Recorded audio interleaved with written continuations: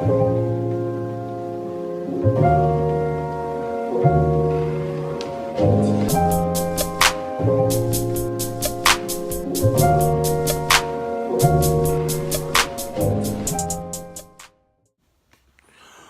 good, YouTube? It is your boy Big Cool coming to you from Colossal Sports TV, and I am back with another video. In this video, it will be the breakdown and prediction of this weekend's IBF WBC Silver Junior Welterweight title fight taking place between two undefeated fighters, Ivan Baranchyk and Josh Taylor. Ivan Baranchyk is 19-0 with 12 knockouts. Josh Taylor, on the other hand, is 14-0 with 12 knockouts. Before we get into the stylistic breakdown and matchup and everything, let's look at the measurements between these two guys. All right, Baranchyk is a 5'8" orthodox fighter with a 67 reach advantage. He hails from Belarus. He's a guy that is really physical. He's a pressure fighter with underrated head movement, and studying his fight with Anthony Yiggett. Yes, he was hit, but he was able to slip and roll a lot of shots and land some hard, effective shots of his own. Now let's look at the measurements of Josh Taylor. He is 5'10", with a 69.5-inch reach. So he has the height advantage by 2 inches and the reach advantage by 1.5 inches.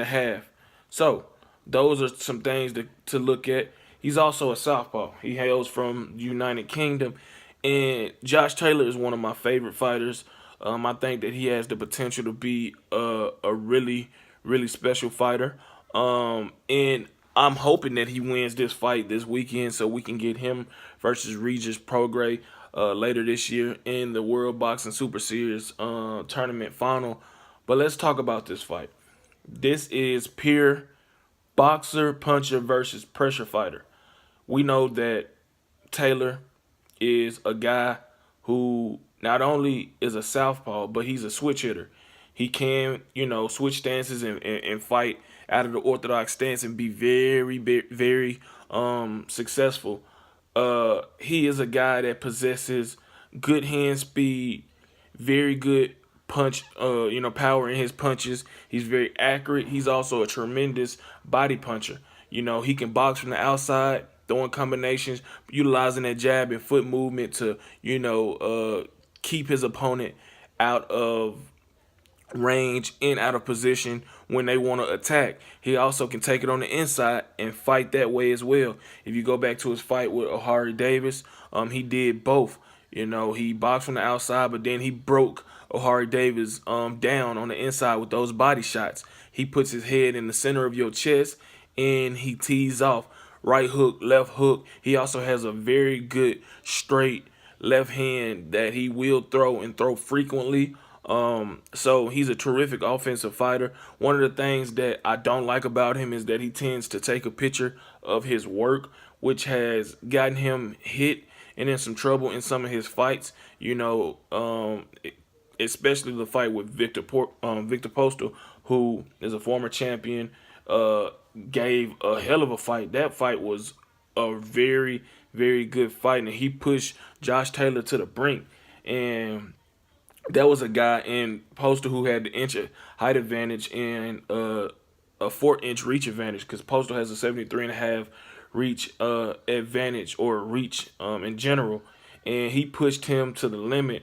But to Taylor's credit, he overcame all that, and he scored a unanimous decision victory. He came back, he dropped him late in that fight and showed that he wasn't gonna wilt under the mental pressure, the physical pressure that was being applied to him by Postal. So he's a tremendous fighter all around, but he can get lackadaisical offensively, leave his hands down, leave his chin exposed by leaning over, and he like to, admire his work. So he's going to have to be very cautious of that against Baranchyk. Now, for Baranchyk, he's a guy who will break you down with pressure and punching. He's not a huge one punch knockout artist. He doesn't hit as hard as Josh Taylor, as evident by the record. But he hits hard enough to get your respect. If you go back to his fight against Anthony Yiggett, um, he came forward. He utilized some solid hand speed, some solid head movement. But I'll say this: he's a guy that is very hittable. Anthony Yiggett, also a southpaw, hit him quite often with some hard shots. But Anthony Yiggett isn't the puncher or fighter that uh, Josh Taylor is. So if he get hit with shots like he did by Taylor, like he was getting hit by Yiggett, he's gonna be in for a world of hurt. I mean, cause like I said, Yiggett, who's a good fighter, doesn't punch hard at all. He's 23-1 with one draw, 8 knockouts. So that tells you he has a 32% knockout ratio. He doesn't really knock people out. You know what I'm saying? And he was hitting and snapping the head back of Baranchyk when he was hitting him with the uppercut, straight left hand, and the right hook. So a guy who has better skills, who's taller, who has the longer reach, is going to give Baranchyk a lot more problems because you know he has the tools to do more, and he has the physicality to be more punishing in his shots. So while Baranchyk is a terrific pressure fighter, a good body puncher, good combination puncher, he is very hittable. He gets reckless in there at times. He lunges in. He squares himself up, and I think that he's gonna go into this fight looking to be the aggressor. He's gonna look to get Taylor out of his game plan, which he's going to need to do because he cannot go in there and allow Taylor to get in a comfort zone. And that is something Ryan Martin did in their first round matchup. He didn't let his hands go. He just kept his glove, high, acting like he was scared to get hit. He didn't open up until later, and really, you can't even call it opening up. He threw a few more punches than he did the previous 6 rounds, but Baranchyk, I'm not worried about him opening up. I'm worried about him being intelligent with his approach. He's going to have to utilize that jab. He's going to have to, throw body shots early and often. He's going to have to be prepared for Josh Taylor to come out as an orthodox fighter instead of a southpaw, because when you have that ability to do both, it kind of throws your opponent off.